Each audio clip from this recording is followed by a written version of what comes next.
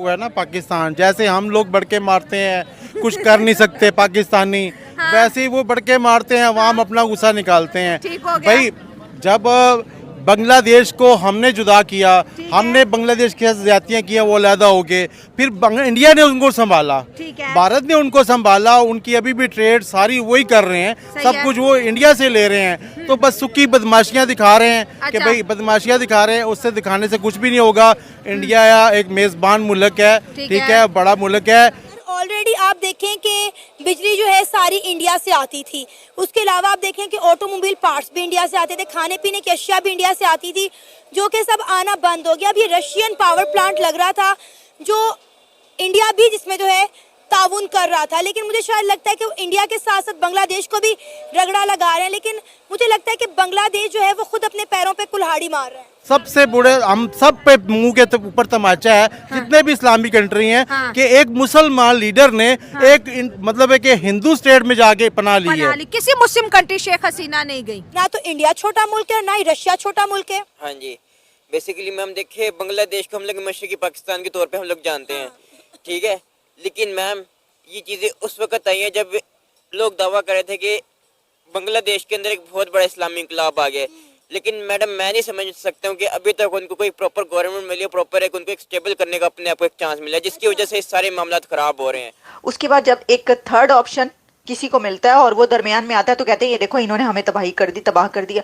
पहले आप लोग तो आपस में लड़ लें, मर लें, उसके बाद तो ऑब्वियसली जिसको जो मौका मिलेगा। कोई यहाँ पे दोस्तों, भारत स्पेशल में आपका स्वागत है। पुतिन की धमकी सुन मोहम्मद यूनुस की टांगें कांपने लगी हैं। दरअसल भारत को बार बार टारगेट करने के बाद अब बांग्लादेश रशिया को टारगेट कर रहा है। इनके हिसाब से रशियन न्यूक्लियर पावर प्रोजेक्ट जो अगले साल बांग्लादेश में बन के तैयार हो जाएगा, इसमें बहुत धांधली हुई है। बांग्लादेश में चल रहे इस न्यूक्लियर पावर प्लांट में रशिया के साथ साथ भारत भी इन्वॉल्व है, तो संभावना है कि बांग्लादेश भविष्य में रशिया के साथ साथ भारत पर भी भ्रष्टाचार के आरोप लगा दी। रशिया ने अभी के लिए बांग्लादेश को सीधे धमकी दे दी है और यह कहा है कि गलत तरीके से आप रशिया का नाम खराब कर रहे हैं, और साथ ही रशिया ने खुद पर लगे आरोपों को भी सिरे से नकार दिया है और यह कहा है कि रशिया अपने इंटरेस्ट डिफेंड करने को तैयार है। अभी के लिए यह मामला बांग्लादेश की कोर्ट में चलेगा, जो कि यह nuclear power plant Russia Bangladesh में बिल्ड कर रहा है, इसमें बड़े लेवल पर धांधली हुई है या नहीं।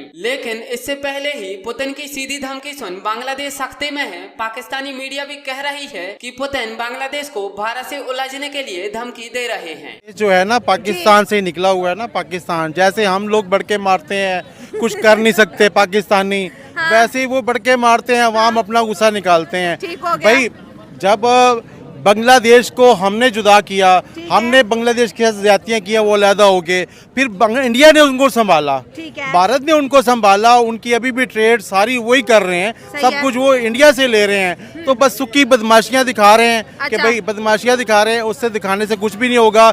इंडिया एक मेजबान मुल्क है, ठीक है, बड़ा मुल्क है। आप सबसे बुरे हम सब पे मुंह के ऊपर तमाचा है, जितने भी इस्लामी कंट्री हैं, कि एक मुसलमान लीडर ने एक मतलब है कि हिंदू स्टेट में जाके पनाह ली है। किसी मुस्लिम कंट्री शेख हसीना नहीं गई। सऊदी अरब चली जाती, पाकिस्तान आ जाती, ठीक है, अफगानिस्तान चली जाती, किसी से इस्लामी मुल्क से तो कहती ना कि मुझे पनाह दें उसके और करीब, मगर उसको पता था कि मेरा सारी उम्र मेरे सर पे हाथ उसी ने रखा है ना, इंडिया ने रखा है, बांग्लादेश को स्टैंड उन्होंने नहीं किया है। तो जाहिर सी बात है उसको पता था कि ये हमें धोखा नहीं देगा, तो वो चलेगी। जिस तरह वो डिमांड कर रहे हैं, मतलब बांग्लादेश के लोग शोर कर रहे हैं कि जी इसको दे दो, हम इस पे केस करेंगे, हम ये करेंगे, तो इंडिया कभी भी उसको नहीं देगा। तो इंडिया प्रेशर में भी नहीं आएगा। इंडिया किस क्या पिद्दी का शोर हुआ। इंडिया किस लिए प्रेशर में आएगा? ना उनके पास बॉम्ब है, एटम बॉम्ब है, ना कोई उनके इतनी बड़ी फोर्स है। भूखे नंगे तो वैसे हैं, ठीक है, डिफॉल्ट वो हैं।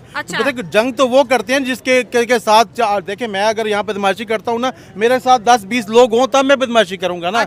अकेला मैं बदमाशी करूंगा, यही उल्टा सारे मुझे मारेंगे। और सुखी पन्ने कहाँ है, सुखी बदमाशियां कर रहे हैं, ना जेब में पैसा है ना टका है, तो ये वो सुखी बदमाशियां कर रहे हैं। सुखी बदमाशियों से कुछ भी नहीं होगा भाई, सीधी सीधी बात है। देखिए अपने मुल्क को किसी एक रास्ते पे ले जाओ। अब अगर देखा जाए इंडिया और बांग्लादेश में, क्योंकि जब 5 अगस्त को शेख हसीना का हुकूमत का तख्ता पलटा और वो अपनी जान बचा के वहां से भागी, ठीक हो गया, तो उसके बाद देखा तो इंडिया और बांग्लादेश के बीच हालात नॉर्मलाइज होते नजर आए थे। इंडिया ने इवन दो जो ट्रेड थी उसको भी सस्पेंड नहीं किया, डेली खाने पीने की चीज़ें बांग्लादेश में जा रही हैं। इसके साथ साथ बांग्लादेश के मरीज आज भी इंडिया में जो है अपना हालात जो है इलाज वगैरह करवा रहे हैं, और फिर एक दफ़ा मोहम्मद यूनुस की सरकार एंटी इंडिया हो रही है। तो इतने बड़े मुल्क से पंगा लेना इस वक्त क्या बांग्लादेश के लिए अच्छा साबित होगा? आप सभी बात करेंगे। बिल्कुल नहीं हो सकता, क्योंकि India is the America of the subcontinent right now. India is the America of the sub. बड़े हैं या ट्विटर है या यूट्यूब है। यूट्यूब इनका इनकम का हिस्सा है और ट्विटर के ऊपर पता नहीं क्या वारदात डालते हैं। आज अगर ट्विटर और यूट्यूब बंद कर दिया जाए, इनका जिस तरह कहते हैं ना, मैं नौज बिला गल जनाजा निकल जाएगा इनका। यूट्यूब से इनकम बंद हो जाएगी और ट्विटर के साथ जो सारा दिन मजाक करते हैं, फेक अकाउंट बना के, एक लौंडे लपाड़े के 100 अकाउंट, और अगर ये रिचर्ड गर्नैल का ये असली अकाउंट है तो फिर मुझे पाकिस्तान की फिक्र नहीं, मुझे अमेरिका की फिक्र होनी चाहिए। क्योंकि मोहतरम मेरे मोहतरम रिचर्ड गर्नैल साहब, जिनके पास एक डिग्री हार्वर्ड की है, उनके पास सिर्फ 24 महीने हैं डिलीवर करने के। और उन्होंने, अरे मेरा एक क्वेश्चन है, 23 करोड़ जितने 23 करोड़ ही कर लें जितने पाकिस्तानी इस वक्त सारे के सारे मरीज हैं ज़हनी तौर पे, आंखों से और कानों से अंधे हैं चीमा साहब, क्या ये इमरान खान का फायदा कर रहा है कि नुकसान कर रहा है? रिचर्ड गर्नैल मेरे ख्याल में नुकसान कर रहा है। दूसरा मैं ये पूछना चाहूंगा अपने आप के लिए, अपनी प्रोफेशनल लाइफ के लिए, ये ठीक कर रहा है या गलत कर रहा है? ये भी एक क्वेश्चन मार्क है। तीसरी सबसे बड़ी बात यह है कि जर्मनी में एम्बेसडर रहा है। जर्मनी के अंदर एक बहुत बड़ा हादसा हुआ पिछले दिनों में, बल्कि मेरे जैसा बंदा जो सोशल मीडिया पे एक्टिव नहीं है उसने भी ट्वीट किया है कि दिस इज रॉन्ग। इस बंदे ने उस पर लबकुशाई नहीं की, इसने उसके ऊपर एक सिंगल फिक्रा इसने नहीं की। दूसरा, वेनेजुएला एक जल रहा है आज, उसके साथ गयाना कंट्री है, वहां पे इश्यूज है, वहां पे तेल निकल आया है और वेनेजुएला बार बार उनको कहता है कि हम तुम्हारे ऊपर अटैक करेंगे। इसने एक लफ्ज नहीं लिखा वेनेजुएला के लिए, जिसके लिए इसको असाइन किया गया। सर्बिया और कोसोवे में बंदा ये अपॉइंटेड रहा है, उसके बारे में कोई लबकुशाई नहीं।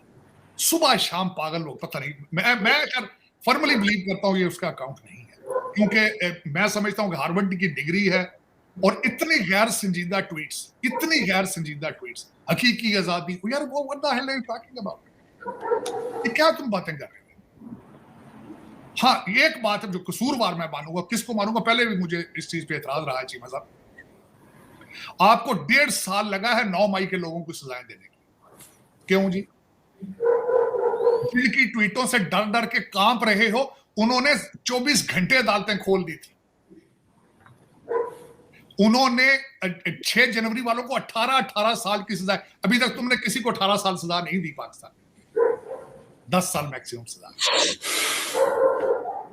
इन्होंने 18 साल सजा दी है यहां पे, और बर्तानिया के अंदर अदालतें 24 घंटे